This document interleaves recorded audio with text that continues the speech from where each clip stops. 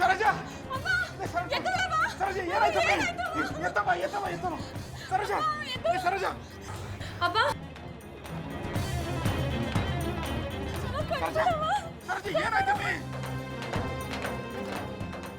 Saroja aunty aunty ಎತ್ತೇಳಿ Saroja ಮಾತಾಡಮಿ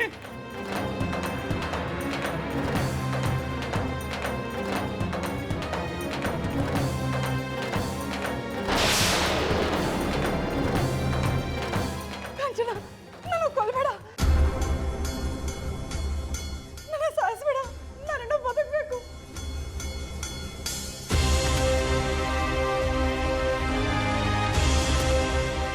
ನಿನ್ನಮ್ಮ ಯಾರು ನನ್ನ ಮುಟ್ಬಿಡೋ ಕಾಂಚನ.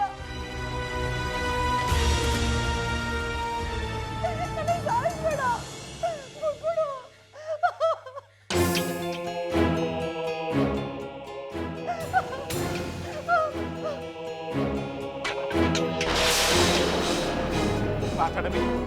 ಮಾತಾಡಮಿ ಸರೋಜಾ ಸರೋಜಾ ಮಾತಾಡಮಿ.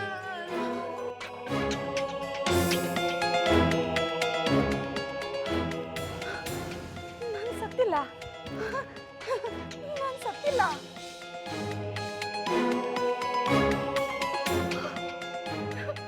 ರಕ್ತ ರಕ್ತ ಅಯ್ಯೋ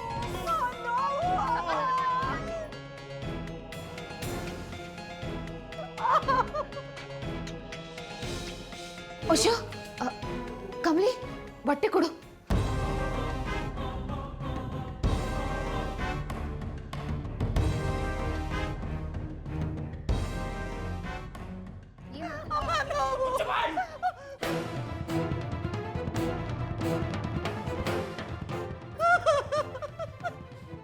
ನೀನ್ ಯಾಕೆ ಅವನ್ ಕೊನೆಗೆ ಬಂದಿದ್ದೆ?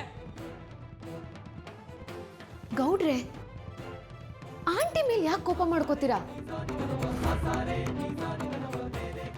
ಅತ್ತೆ ಒಂಟಿಯಾಗಿದ್ದು ಹೆದರ್ಕೊಂಡಿದ್ರಲ್ಲ, ಅದಕ್ಕೆ ಪಾಪ ಜೊತೆಲಿದ್ರೆ ಅವ್ರಿಗೂ ಧೈರ್ಯ ಬರುತ್ತೆ ಅಂತ ಬಂದಿರ್ಬೇಕು. ಅದು ಅಲ್ಲದೆ ಅತ್ತೆಗೆ ನಾನು ಅವ್ರನ್ನ ಕೊಲೆ ಮಾಡ್ತೀನಿ ಅನ್ನೋ ಭ್ರಮೆ ಬೇರೆ ಇದೆ. ಅದನ್ನೇ ಮನಸ್ಸಲ್ಲಿ ಇಟ್ಕೊಂಡು ಆಂಟಿನ ಚಾಕುವಿಂದ ಚುಚ್ಚಿರ್ಬೇಕು ಅಲ್ವಾ ಆಂಟಿ?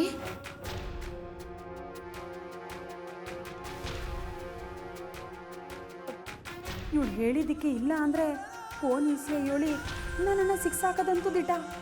ಅದರಿಂದ ಬಚಾವಾಗಬೇಕು ಅಂದರೆ ಹ್ಞೂ ಅಂತ ಗೆದ್ದೆದಿನ ಬಾಲ ಹಿಡಿಯೋದೇ ಒಳ್ಳೆಯದು. ಹೌದೌದು, ನಾನು ಒಳಗೆ ಬಂದಾಗ ಕಾಂಚನ ಕೈನಾಗೆ ಚಾಕು ಇಟ್ಕೊಂಡು ಬಂದೇನೆ, ಬಾ ಬಾ ಇವತ್ತು ನಾನು ಇನ್ನ ಕೊಲ್ದೆ ಸುಮ್ಮನೆ ಬಿಡೋಕ್ಕಿಲ್ಲ ಅಂತ ಹೇಳಿ ನಾನು ಕುತ್ತಿಗೆ ಇಟ್ಕೊಂಡ್ಬಿಟ್ಲು. ನಾನು ಸರೋಜಾ ಅಂದ್ರು ಕೇಳಿಸ್ಕೊಂಡೆ, ನನ್ನ ಚಾಕು ತಗೊಂಡು ಚುಚ್ಚಿಬಿಟ್ಲು. ನಾನು ಸ್ವಲ್ಪ ಏಮಾರಿದ್ರು ಚಾಕು ನನ್ನ ಹೊಟ್ಟೆಗೆ ಚುಚ್ಕೊಂಡು ಈಟೊತ್ತಿಗಾಗ್ಲೇ ನಾನು ಪಿರಾಣ ಬಿಡ್ಬೇಕಾಗಿತ್ತು.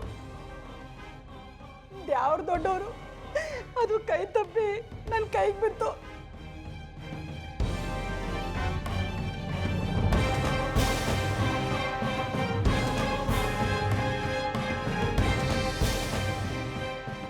ಏನಮ್ಮ ನೀನು ಹೇಳೋದು?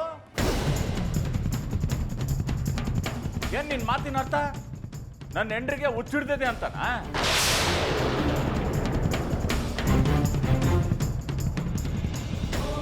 ನೋಡಿ, ಹಿಂಗೆಲ್ಲ ಮಾತಾಡಿದ್ರೆ ಸಂದಾಗಿರಕ್ಕಿಲ್ಲ. ಯಾಕೆಲ್ಲರೂ ನನ್ನ ಹೆಂಡ್ರಿಂದೇನೆ ಬಿದ್ದಿದ್ದೀರಿ? ಅಲ್ಲ, ತಲೆ ಕೆಟ್ಟದೆ ದೀಟ.